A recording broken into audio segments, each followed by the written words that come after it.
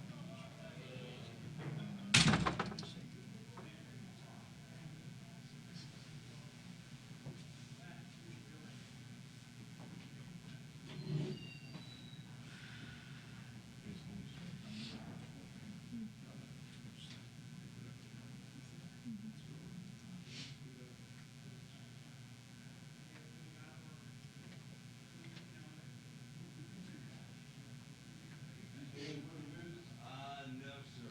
Oh, good.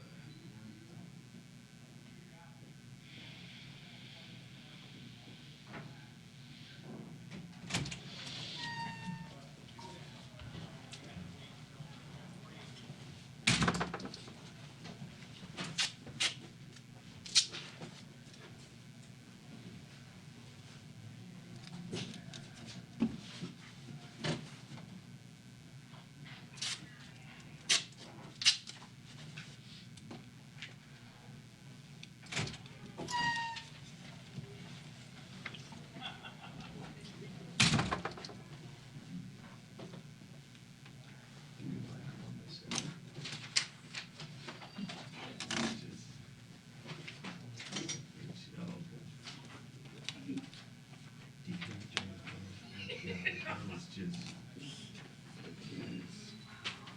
that's just 42-0. Ohio State put it back at quarterback.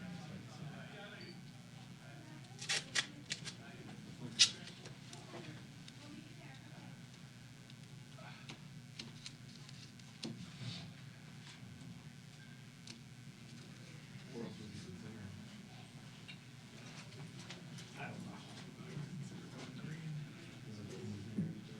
Yeah. I didn't agree, But it's covering the doorway. Almost better without it. It's visible on the camera. No, it just wasn't hung properly. No, the tape, was it visible on the No, camera? no, tape's out of frame. Oh, okay.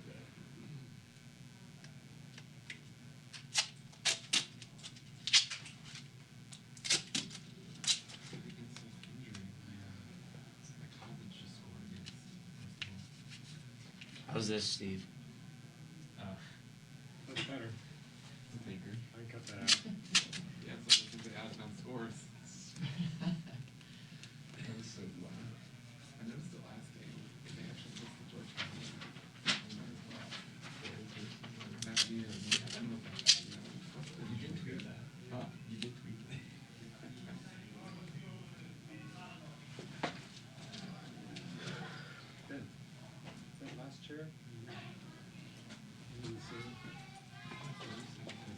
Yeah. Chair.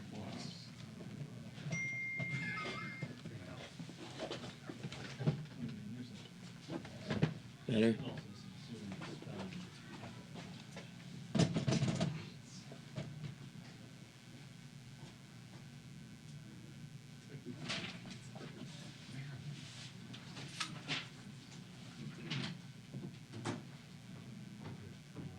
Remember, his former head coach is not on staff. What?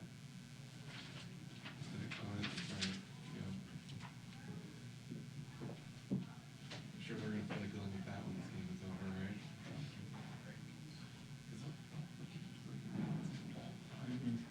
Basketball is gonna be like huge. Even those guys are like, I'm going to the stadium, I'm going to Yeah, and that's part of it.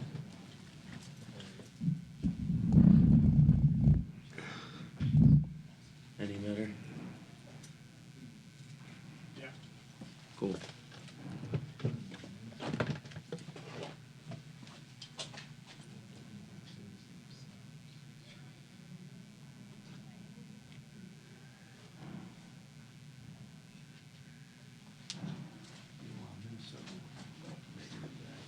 They are. It's not a perfect pattern as well, but it's manageable. Yeah. When you look at who,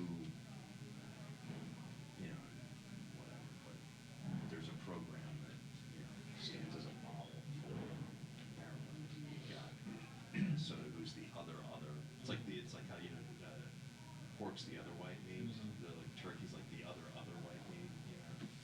And so it's like the other school in the other division. In a metropolitan area like That's fair. Minneapolis, like Washington. Football is never gonna be number one there with hockey. I don't think, I also don't think there's a local, nobody's, well, I'm not gonna go to Minnesota. Yeah. Whereas people from local college park. Yeah. Why do I want to? Yeah. The lifelong friendships you make there.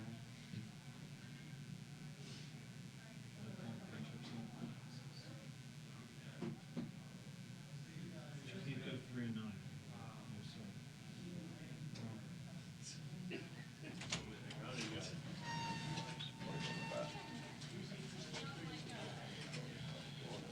You want me to hang out or?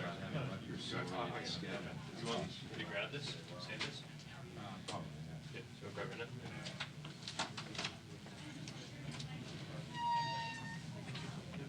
Go right into it? Yep.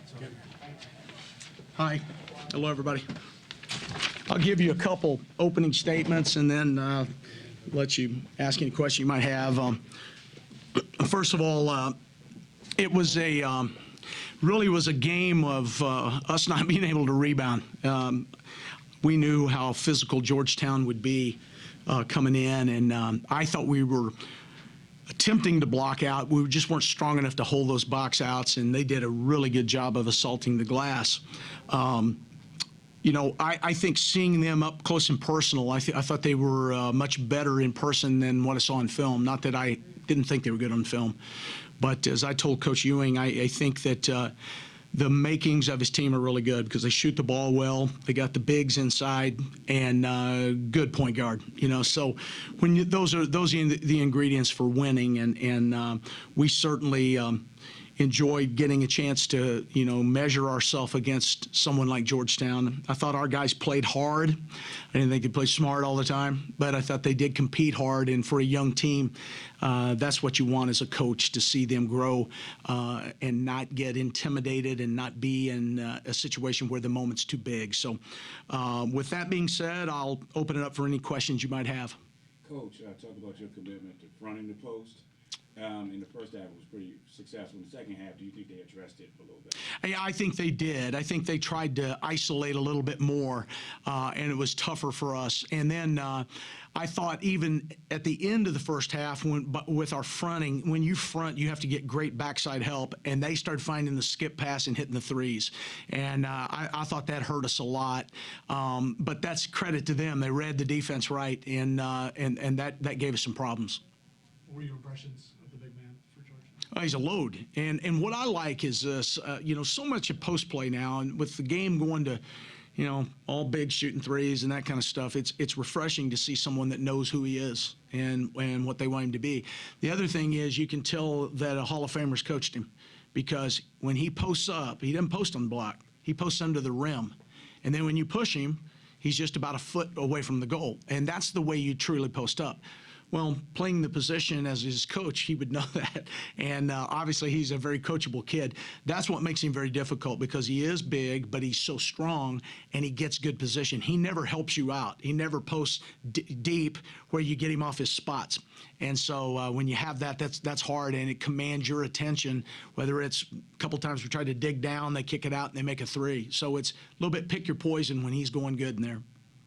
DeAndre is now fewer than 10 assists away from breaking your school record for career He's assists. benched the rest of the year. He will not get play anymore. He's had a fantastic career, and the thing is, he's gonna do it in 2 years and a few games. We're hoping he's okay. He got kicked in the calf and just had a big old knot in it, and he just couldn't get it loose enough to play. So I hated that we didn't have him. He's really kind of the straw that stirs our drink, and he wasn't out there. But I was proud of my 2 freshman point guards. I thought they stepped up and played pretty well, and whether they were ready or not, they had to do it today. So that's great experience for them. Was it your plan, or just in the flow of the game, to isolate 13 on their wings, their smallest wings, and he was able to get to the rim? Yeah, we like to do that. He's such a mismatch. He's kind of got that, as I tell Eddie Kylud, he's got that old man's game. We'll see him 30 years from now at the YMCA making the same moves, because he just takes his time, and he's so skilled. And, that kid played on the 20 and under French national team this summer, so he's really a good player. Played at Oak Hill Academy, and for our level, he's really good. And he's such a tough matchup, because he's got the ball skills to take bigger guys off the dribble, and then he can also post up. He had a couple plays tonight where he kind of over-dribbled a little bit, but other than that, it was really good, and he's only a sophomore, so we think he's got a really bright future.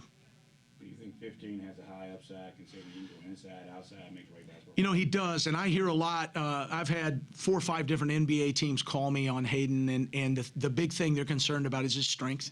And he tries. We feed him a lot.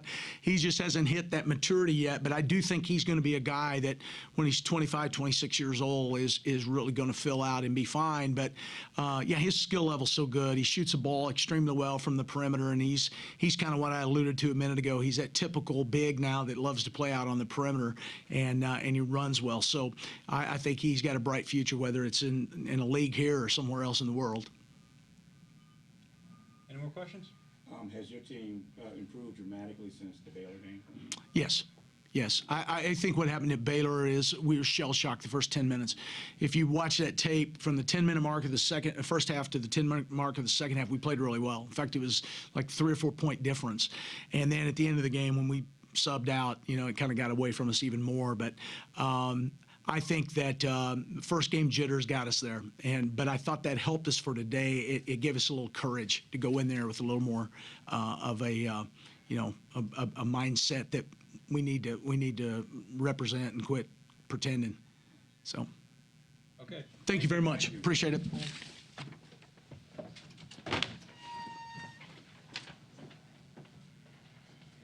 Yeah, those are all for you. Yeah, I'll walk you.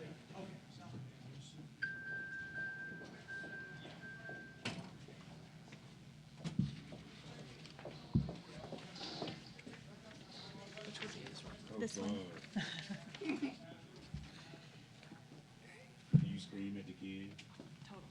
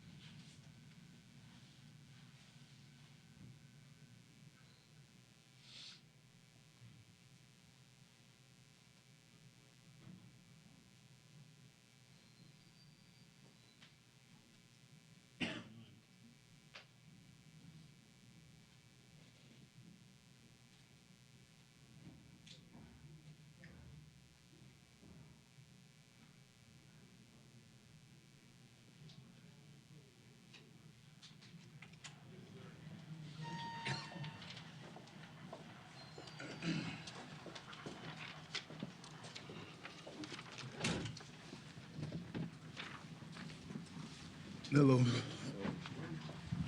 Patrick Ewing. Everybody ready? After falling behind the Mount St. Mary's the other day, what improvements did you see from your team today in terms of the approach to the game and to the opponent? Well, we started out with a lot more energy and effort than we did in that game, definitely. But I thought in the second half we took a step back. Instead of increasing on our lead, we just kept trading baskets with them, and we can't do that against good teams. Not to say that they're not a good team, but the better teams are the teams that we're going to be facing soon.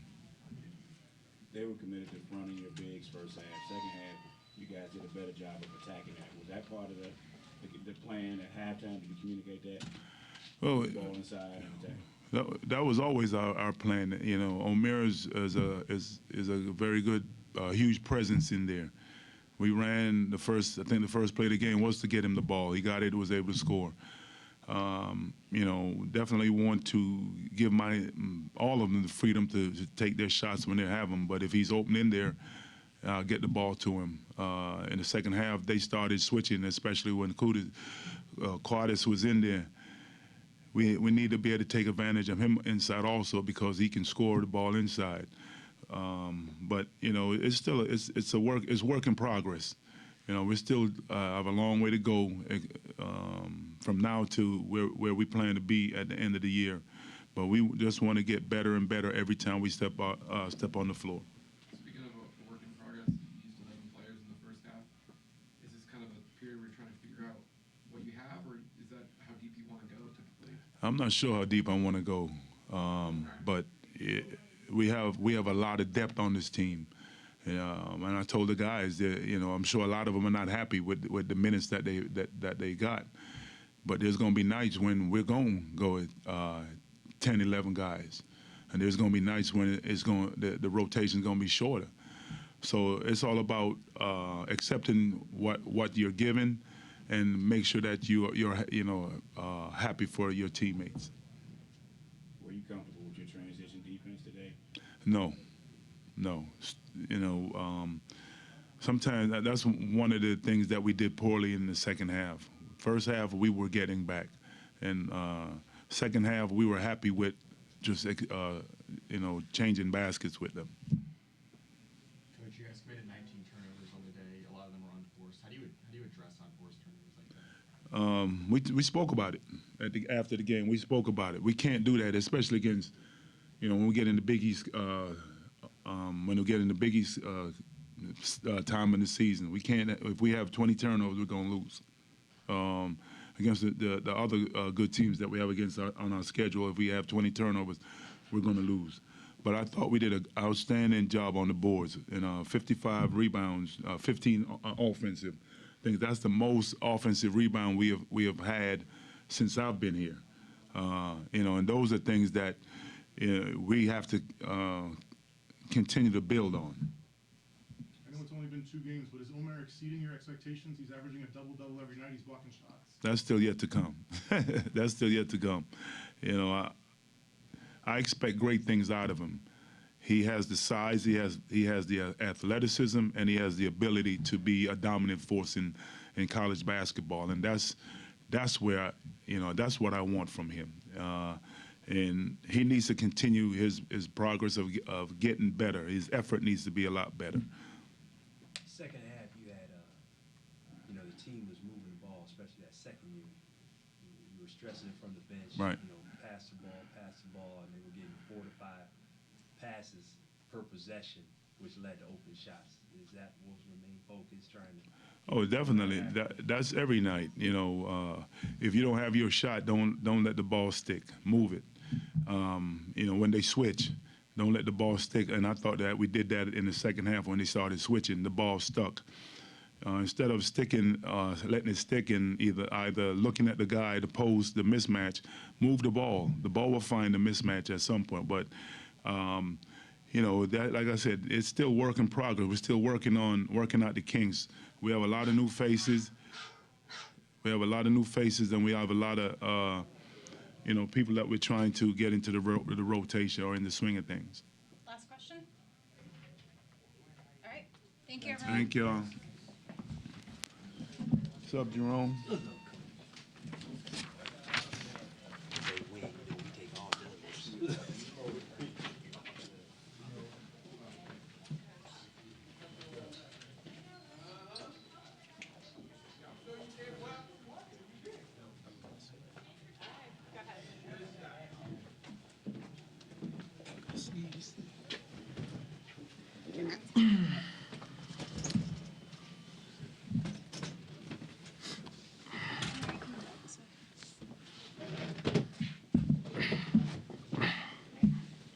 Jacob Mosley and a Marriott 7.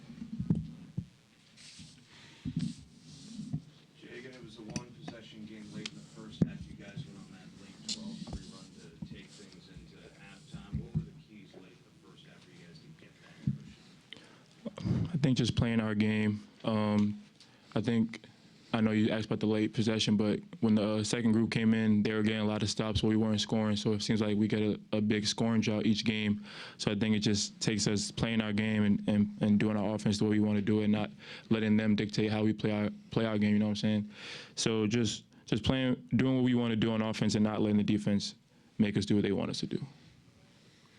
Mo, to talk about, I think you took 2 charges today. It's been kind of like a penchant of yours since you've been here. Was that something you brought to the table when you came to Georgetown, or something you learned that you needed to do to impact the game favorably? As you know, I played for Coach Early, so he taught me that in high school. We used to do charge shows daily. We were getting beat on the weak side help all game, and I started realizing that they were just slipping every ball screen. So I kind of sat on the slip for the second one, and the first one, it was just an out-of-control drive, so it was easy to read. I mean, what were the lessons learned from the game the other day and that were applied to a better first half tonight? I think we realized that, the like starting off the jump, like off the rip, however you want to call it, is really important, and it's going to matter a lot when we play against tougher opponents, when we're not going to be able to maybe in 20 minutes to get back from 19-point deficit. And that was the biggest realization. And then we were just like, all right, this time we know what we have to do, just lock in, get the job done. And I think we could have done a better job, but definitely there were improvements, especially coming off the gate, just staying focused, the first minute, and then, keeping the lead the whole game. You're at 7, when teams are fronting you like they did today, how much of it is a team response to deal with, in the sense that you have to repost, but they have to be patient and to give you the ball? How much is it a team response? I think it mostly, I'd say 60% team, 40% me. Because if I'm aggressive, all guards have to do is, if they're 3-quarter fronting, all they have to do is dribble it below the free throw line and then find that line of pass and see that weak side help to see if they have to pass to the corner.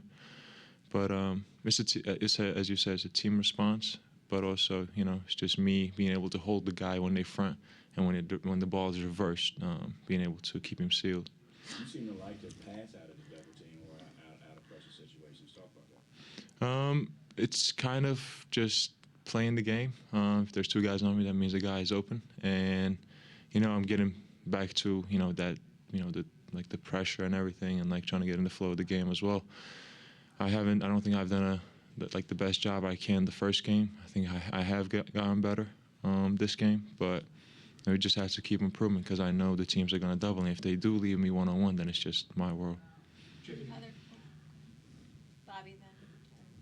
Jagan, Coach Ewing mentioned he wasn't particularly happy with the transition defense. What do you think you guys need to improve?